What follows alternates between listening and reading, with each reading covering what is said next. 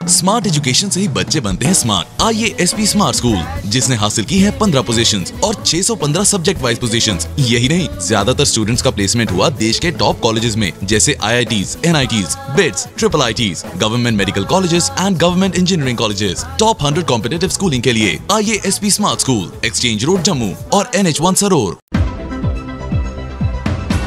चुनाव आयोग इस बात की जांच करेगा कि उपग्रह भेदी मिसाइल के सफल इस्तेमाल की जानकारी देश को देने के लिए प्रधानमंत्री नरेंद्र मोदी का देश को संबोधन चुनाव आचार संहिता के उल्लंघन के दायरे में आता है या नहीं। चुनाव आयोग की ओर से देर शाम जारी बयान के अनुसार इस मामले में एक समिति का गठन किया गया है। आयोग ने वैज्ञानिकों की इस उपलब्धि का राजनीतिक इस्तेमाल कर चुनावी लाभ लेने के लिए प्रधानमंत्री द्वारा देश को संबोधित करने की विभिन्न दलों की शिकायत मिलने के बाद इसकी जांच के लिए समिति का गठन किया गया है।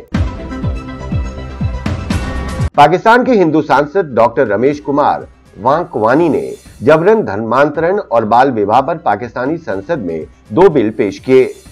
इसमें बाल विवाह को अपराध घोषित करने, जबकि जबरन धर्मांतरण करवाने वाले लोगों के लिए कम से कम 5 साल व अधिकतम आजीवन कारावास का प्रस्ताव है। सिंध प्रांत में 2 नाबालिग हिंदू लड़कियों के अपहरण और जबरन धर्मांतरण का मामला सामने आने के बाद पैदा हुए बवाल के बीच ये बिल पेश किए गए।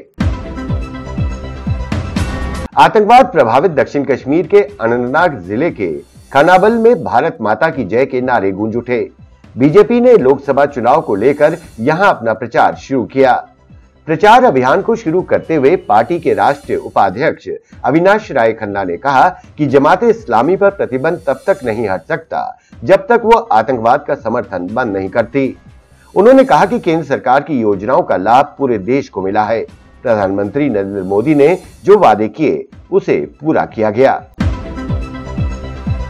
कांग्रेस पार्टी के जम्मू कश्मीर प्रदेश अध्यक्ष GA मीर ने श्रीनगर में कहा कि कांग्रेस देश में ऐसी पार्टी है जो सांप्रदायिक और फासीवाद ताकतों जो सत्ता के लिए लोगों को विभाजित करना चाहती हैं, उनको हराने में सक्षम है। भाजपा पर निशाना साधते हुए उन्होंने कहा कि वर्ष 2014 में बीजेपी ने जो जनता से वादे किए थे वो उनको पूरा करने में विफल रही। उन्होंने आगे कहा कि बीजेपी और उसके सहयोगी दल जम्मू कश्मीर में एक सीट भी नहीं जीत पाएंगे।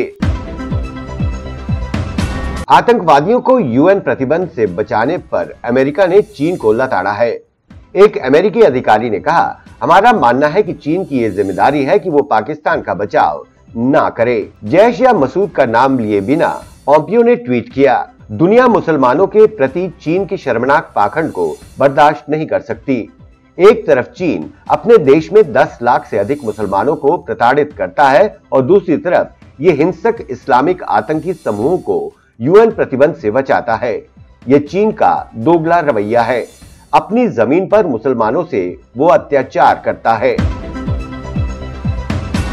प्रधानमंत्री नरेंद्र मोदी की आज जम्मू के रायपुर डुमाना के डूमी गांव में चुनावी रैली को कामयाब बनाने के लिए प्रदेश बीजेपी ने पूरी ताकत झोंक दी है। प्रदेश अध्यक्ष से लेकर कार्यकर्ता तक रैली की तैयारियों में जुटे हैं। वहीं प्रशासन की तरफ से पुलिस के DGP दिलबाग सिंह और राज्यपाल के सलाहकार विजय कुमार ने रैली स्थल पर जाकर सुरक्षा का जायजा लिया।